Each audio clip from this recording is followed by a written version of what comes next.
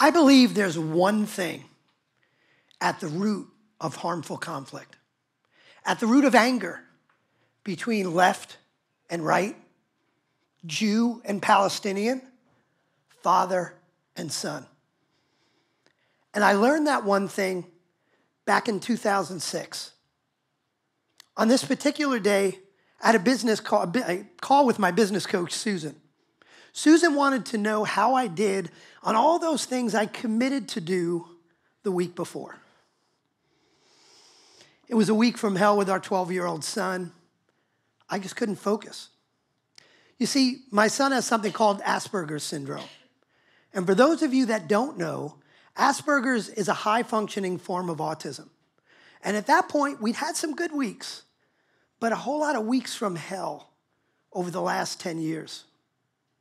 Then Susan asked me what I thought I did to cause the bad week. What I did. I didn't cause his Asperger's. How is this my fault? Susan changed her tact. She just wanted to know how the week from hell started. So here it is. It's about 6:30 in the evening. I had had a really tough day. I just wanted to get home, relax, de-stress. I walk in the front door. There's my son playing his video game, not even acknowledging I walked through the door. My wife yells from up in the kitchen, "Richie, it's time to come up for dinner." And I can tell by her tone, that wasn't the first time she asked. I don't need this. I had a tough day. This kid knows every button to push to piss me off. Why can't he just go upstairs for dinner? Why can't he do the simple things? Just getting him to brush his teeth and take a shower is a nightmare. He can't focus in school. He has no friends. Is he ever going to get through high school? How's he going to get into college? Is he ever going to get married and have a normal life? And with all this swirling in my head, I explode on this poor kid. "Richie, you get upstairs for dinner right now. I just have to finish this level on my game." We're screaming and yelling. And I walked over to the wall and I pulled the plug. Yeah, big mistake. We finally go upstairs for dinner. He's looking for every reason to prove I'm the worst father in the world. And I'm looking for every reason to prove he's the worst son in the world. We have a horrible dinner, angry at each other, a horrible evening, and a week from hell. Then Susan asked me if I'd ever have a week that started off in a similar way, but ended very differently. That was easy. Just 2 weeks before, I had a great day. I couldn't wait to get home and share it with my family. I walk in the front door. There's Richie playing his video game. My wife yells from up in the kitchen, "Richie, it's time to come up for dinner." And I look down at my son, who's got these problems I don't really understand. Sometimes the world is so overwhelming to him that his only escape is to hyperfocus on a video game. I have no idea of the problems he's going through. I have no idea what it's like to be him. So I looked down at him. I said, "Hey, buddy, you finish that level on your game. I want to see you upstairs in 10 minutes, okay?" "Sure, Dad." Now, did he come upstairs in 10 minutes? What do you think? It was 15 or 20. But he came upstairs. We had a beautiful dinner. We had a great evening. We had an amazing week. And then Susan asked me the obvious killer question. What was the difference between my good week and my week from hell?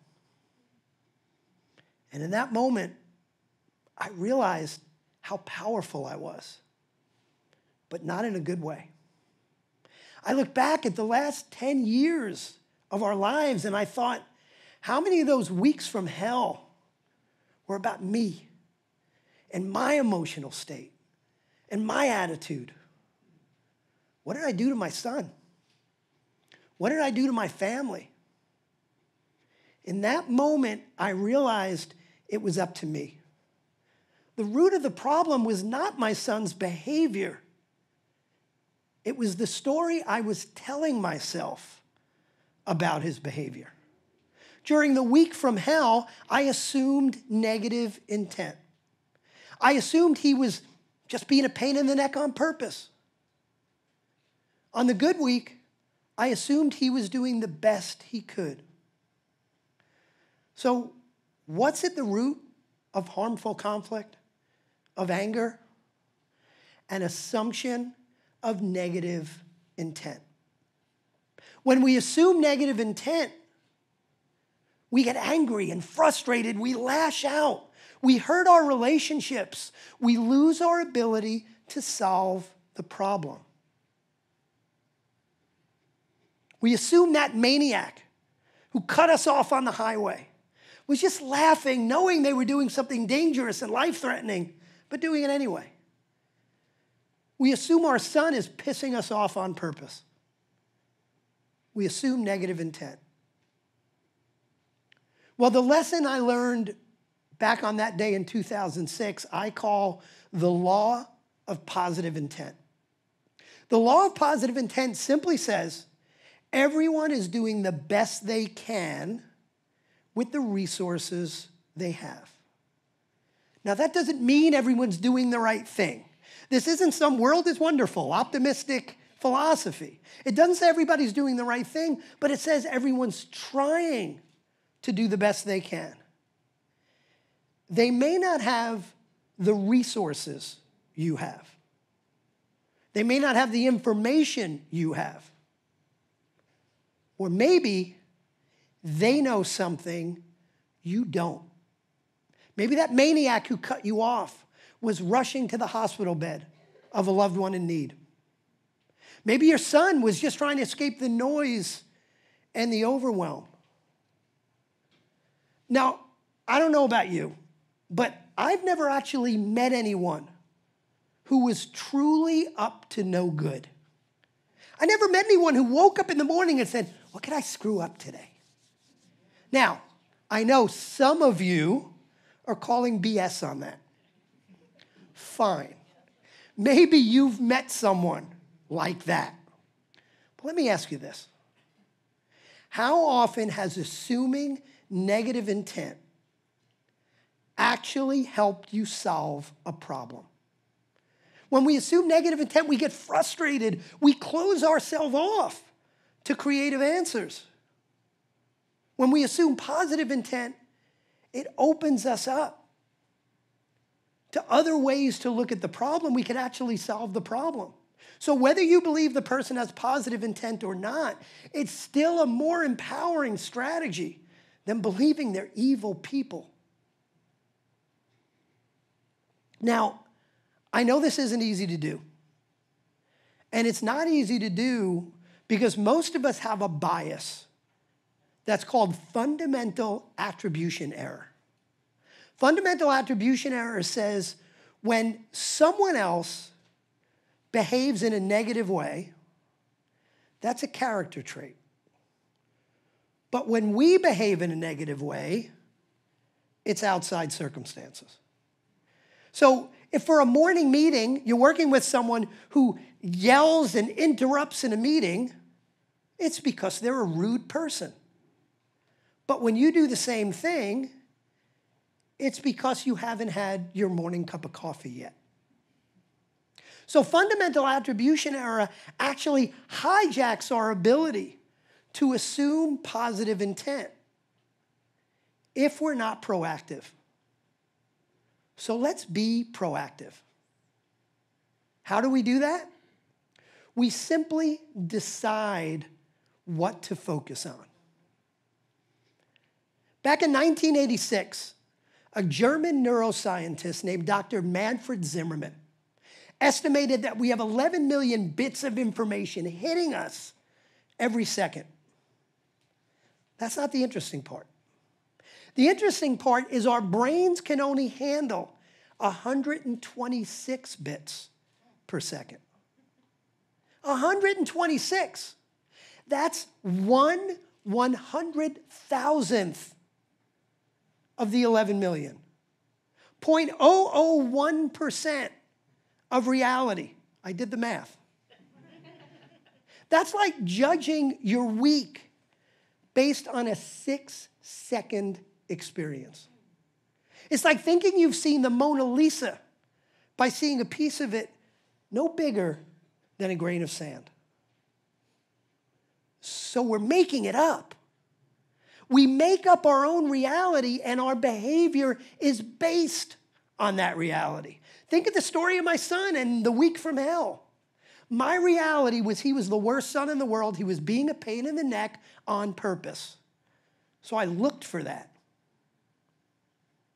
On the good week, he was trying to do the best he can. I saw a totally different 126 bits from the same reality.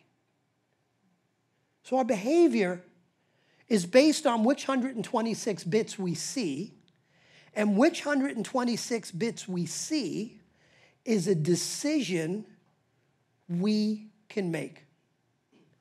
In fact, let's take it to an even higher level and talk about pronoia. Pronoia is the opposite of paranoia. While paranoia says everyone's out to get you, pronoia says the universe is actually conspiring on your behalf. You believe that the people around you, look around, the people around you are secretly plotting to make you happy. Even the obstacles in your way are there to help you find the right path. Let that one sink in. Even the obstacles are there for you. So while the law of positive intent assumes the positive intent of other people, pronoia assumes the positive intent of the universe. So when we come back down from the land of new words and German neuroscientists, what do? How do we make that shift in the story we're telling ourselves? How do we shift from believing in negative intent to positive intent? We ask a simple yet incredibly powerful question. What else could this mean? Maybe they're going through some struggle you know nothing about. Maybe what you interpreted as disrespect was just them feeling really passionate about an idea. Maybe the universe put them there to help you. What else could this mean? And how do those new meanings impact how you view them or how you view their actions? What new questions do you have for them? What new conversations does this open up to you? Shifting from anger to curiosity allows you to actually start to understand the other person, and you have a much better chance of solving the problem. When we assume negative intent, our lives feel full of conflict and drama. What does life feel like when we assume positive intent? It feels peaceful. It feels grateful. It's a great relationship with my now 28-year-old son. The son who I thought would never keep a job has had a steady job for 5 years. The son I thought would never eat right or exercise has lost 30 pounds. The son I used to battle with almost every day is now a great friend. What if we can do this at a world level? What if we assume that everyone, left, right, Jew, Palestinian, father, son, that everyone was just trying to do the best they can? What if we made a habit of asking, what else could this mean? How would that change your relationships? How would that change the world? Thank you.